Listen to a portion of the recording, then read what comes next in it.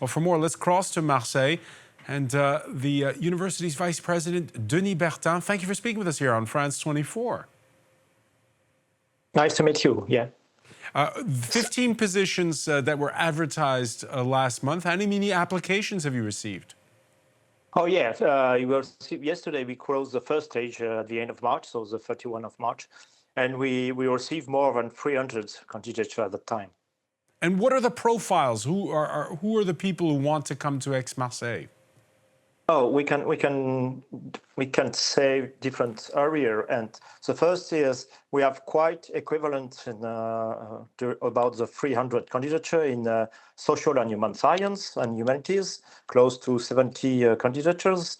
The other one is about life science. The third one is climate and environment, and the last one is exact scientist aspect. What's the reason they're giving? It's different reasons. The first one is about budget, because there is a lot of uncertainty about the budget from NIH, from NSF, from NASA, and so on. Some of them are completely cut. Some programs are completely avoided, for example, for women's health, climate, biodiversity, and so on and so on. And we have many applications from young to older people. That means postdoc position, but also tenure track position. So it's a wide variety of candidature up to now. Yeah. Are these U.S. nationals, or are these researchers from all over the world who were in the United States or are in the United States and thinking of a change? Yeah. Good questions. It's up to now for the 300 candidature, more than 65% of American citizens. The others are European people, but also Indians from Asia, from South America. But many of them, and majority of them, is American citizen, right? Is this something you're planning for the long run? For years, we've seen French researchers go the other direction. Are you expecting that you're going to have French researchers who will want to come back to France? Oh, not so much. Not some French people, or at that time, no, not so much. But what we were aware beginning of 2025, because we have many collaboration with U.S. universities from the East and West Coast, from MIT, from Stanford, from Berkeley, and so on and so on. Many collaborations. More than 50% of our publications are done with U.S. university. We were worried about these situations at the beginning of 25, but we were very surprised when the President Denis Bertin think about the Safe Place for Science program, that we will have so many candidatures only after 3 weeks. So.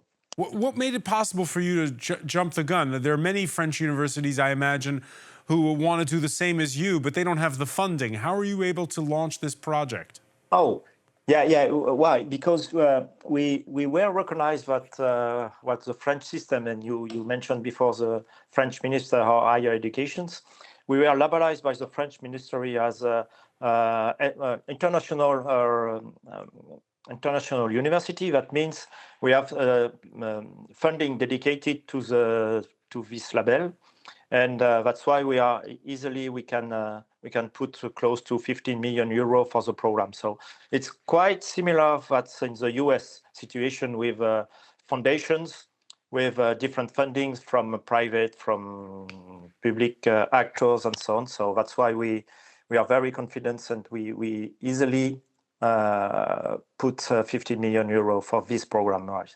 Denis Bertin, you expressed your surprise in January when all of a sudden this phenomenon started happening, people making calls saying, can I come, and this sort of thing.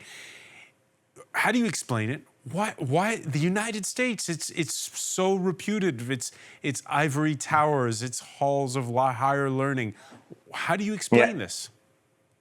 How do you? I don't know, but maybe the policy.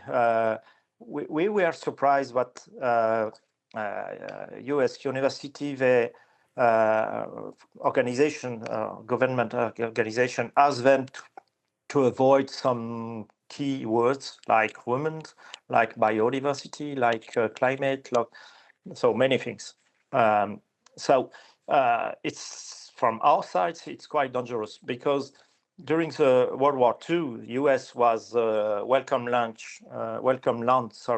for many scientific, for many artists. So it's quite surprising up to now. But you mentioned before about the economic aspect decided by the President Trump yesterday evening, I think. But the same situations in science. So we have to be aware about creating knowledge, creating education, and to be more focused on progress and to be a better life for many people. So yeah, it's quite surprising up to now. Is the scenario that's unfolding in the United States in academia, could that happen here in Europe? Oh, maybe yes, because it already happened in South America up to now. Maybe also in east of Europe. We have also an Institute for Advanced Studies here in Aix-Marseille University, which is called HIMERA. And 5 years ago in Europe, a country decided to close an Institute for Advanced Studies, like it's famous one in US is Princeton one. So we will be fine. I hope no, but in Europe we could have in the next 5 or 10 years a close situation, yeah, depending of the people who will be in the political situation, yeah. Denis Bertin, thank you for speaking to us about the Safe Place for Science program.